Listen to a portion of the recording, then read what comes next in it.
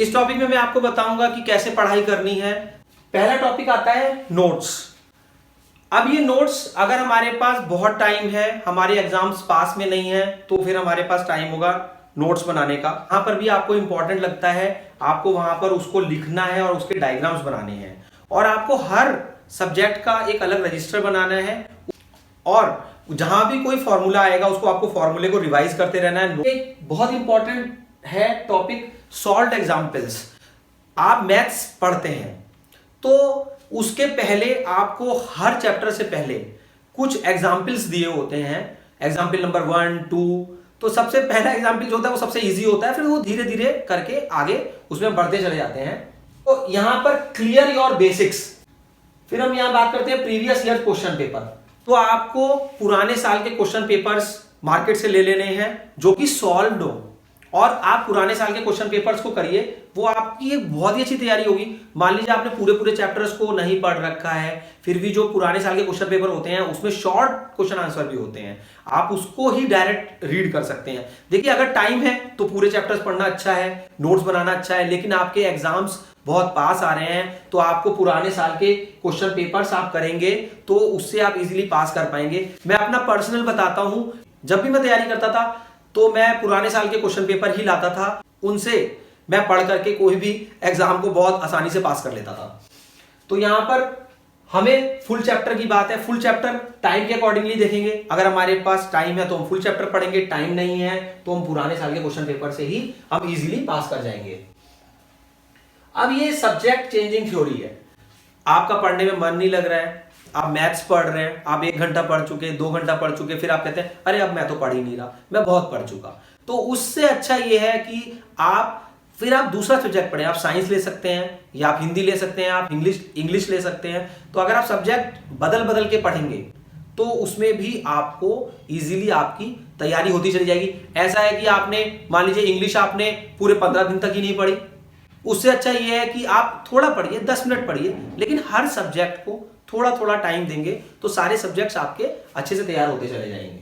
अब यहां पर मैंने ये पॉइंट लिया है बड़े कोचिंग सेंटर। देखिए, बड़े कोचिंग सेंटर हैं, टीचर्स भी अच्छे होंगे, क्वालिफाइड भी होंगे, एक्सपीरियंस भी होंगे, लेकिन आप एक चीज बताइए कि अगर उस बैच में, मान लीजिए मैं कहता हूं इस बड़े कोचिंग सेंटर में 50 बच्चे पढ़ते हैं और किसी बच्चे का कोई टॉपिक लीजिए परसेंटेज बच्चे को क्लियर नहीं है, तो सर वहां पर आपको आपका 5th क्लास का या 6th क्लास का नहीं पढ़ा पाएंगे, क्योंकि उनको और बच्चों पे भी ध्यान देना है। तो उसके लिए आपको क्या करना है कि अगर आपको लगता है कि आपने अपना सिलेबस पूरा कर लिया है, या आपको बेसिक्स आते हैं, या आपको कुछ पढ़ाई में आता है, तभी आपका इन कोचिंग सेंटर्स में जाने का फायदा है।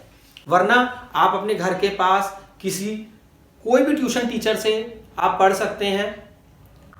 अच्छा पढ़ाने वाले होते हैं जो अपने घरों में पढ़ाते हैं, तो वो लोग भी अच्छा पढ़ाते हैं, और आपको एक बार लगता है कि भाई उन्होंने मेरे को अच्छे से सारा पढ़ा दिया है, ठीक है, फिर आप इस कोचिंग सेंटर में क्रैश कोर्स के लिए भी जा सकते हैं, या फिर इसमें जो सर पढ़ाते हैं आप उनको ये कह सकते हैं सर कि मेरे को इस पूरे बैच में नहीं ढंग से समझ में आ पा रहा है, तो आप एक छोटा बैच बना करके हमें कुछ, जैसे 4 बच्चों का बैच बना के, 5 बच्चों का बैच बना के, या 2 का बना करके आप हमारे को पढ़ा दीजिए।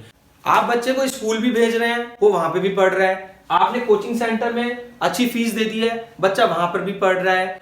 अब आपको कैसे पता लगेगा कि मान लीजिए सर ने एक टॉपिक है, मैं कोई सा भी टॉपिक ले लेता हूं, मान लीजिए मैं कह देता हूं ट्रिग्नोमेट्री का टॉपिक सर ने सारा करा दिया है, स्कूल में भी हो गया है, सर ने भी करा दिया है, तो आप कैसे चेक करेंगे कि बच्चे को समझ में आ रहा है कि नहीं आ रहा? आप उससे बोलिए कि ये एग्जाम्पल है, यही करके दिखा दो, उसमें आप उसका जो सॉल्यूशन है उसको छुपा लीजिए। या ये देखिए, एग्जाम्पल्स एक तरीके से सबसे सिंपल होते हैं, तो इसलिए मैं इनके लिए कह रहा हूं कि अगर बच्चे ने एग्जाम्पल कर लिए तो चलिए ठीक है, कोई बात नहीं, फिर भी वो कुछ सीख करके आया है, आपको पता लग जाएगा। उसमें ये नहीं है कि बच्चे की मिस्टेक है, हो सकता है कि वहां पर बहुत सारे बच्चे थे इसलिए सर ढंग से नहीं समझा पाए, तो वहां पर हमारे को यह समझने के लिए जाना पड़ेगा कि क्या हमें बड़े कोचिंग सेंटर में हमारा बच्चे को हम भेजेंगे अगर आपके बच्चे के बहुत अच्छे नंबर आए हैं या आपको लगता है कि मेरा बच्चा बहुत इंटेलिजेंट है, तो ठीक है, वो वहां पे यहाँ पर कोप अप कर पाएगा। अगर उसके अच्छे नंबर नहीं आए हैं तो भी आप एडमिशन करा देते हैं, तो क्या लगता है कि वो वहां पर सारे के सारे टॉपिक्स कर पाएगा? इससे अच्छा वो घर में बैठ के पढ़े। अब यहाँ पर क्या होता है, टाइम वेस्टेज भी होता है कि आधा घंटा जाने में लगता है, आधा घंटा आने में लगता है, या 15 मिनट जाने में लगता है, 15 मिनट आने में लगता है। तो उससे अच्छा ये नहीं है कि वो अपनी किताब को पढ़े, और स्कूल में तो वो पढ़ के ही आ रहा है, या फिर कोई पास का कोई टीचर है वहां पढ़ ले। देखिए, मैं इनको अच्छा मानता हूं, ये सेंटर्स बहुत अच्छे हैं। ऑल इंडिया टॉपर नीट में निकला, अच्छी बात है, बहुत क्वालिफाइड टीचर्स हैं वहां पे पढ़ाते हैं, तो लेकिन क्या वो आपके बच्चे के लिए ठीक जगह है? आपको ये भी तो देखना पड़ेगा ना। अब देखिए, मैं क्वेश्चन करता हूं, मान लीजिए इस कोचिंग सेंटर ने 1000 बच्चों को एडमिशन दिया। अब ये कहते हैं कि हमारे यहां से तो भाई हर साल टॉपर निकलता है। हाँ, निकलता है, क्योंकि तुम्हारे पास अच्छे टीचर्स हैं, तुम्हारा कोर्स कंटेंट अच्छा है, तो टॉपर तो निकल रहा है, बढ़िया बात है, बच्चे भी अच्छे आते हैं। लेकिन आप ये भी पूछ सकते हैं कि क्या सारे 200 के 200 बच्चों के ही अच्छे परसेंटेज आए हैं? बोर्ड एग्जाम की तैयारी आप करवा रहे थे, तो क्या सबके परसेंटेज अच्छे आए हैं? उनसे ये भी तो डाटा पूछना चाहिए ना। 15 मिनट पहले जाने में लगा, 15 मिनट उसका आने में लगा, और क्या वो ट्यूशन से आते ही पढ़ने बैठ जाएगा? तब तो वो थका हुआ भी तो होगा ना। तो कितना टाइम जा रहा है? इससे अच्छा ऐसा नहीं है कि हम बुक निकाल करके घर में पढ़ें, उसको सेल्फ स्टडी की आदत डालें। सेल्फ स्टडी एक ऐसी चीज है कि अगर हम करने की कोशिश करते हैं, हम पढ़ने की कोशिश करते हैं, तो हम बहुत कुछ पढ़ सकते हैं। और जब तक सेल्फ स्टडी की आदत नहीं होगी, भाई ट्यूशन गए, पढ़ के आए, फिर उसके बाद में कुछ करा ही नहीं। मैं ट्यूशन के अगेंस्ट नहीं हूं, भेजिए आप, लेकिन सेल्फ स्टडी भी तो होती है। सेल्फ स्टडी कहां जाएगी? घर के पास में किसी ट्यूशन पे भेज दीजिए जहां पे कम बच्चे हो।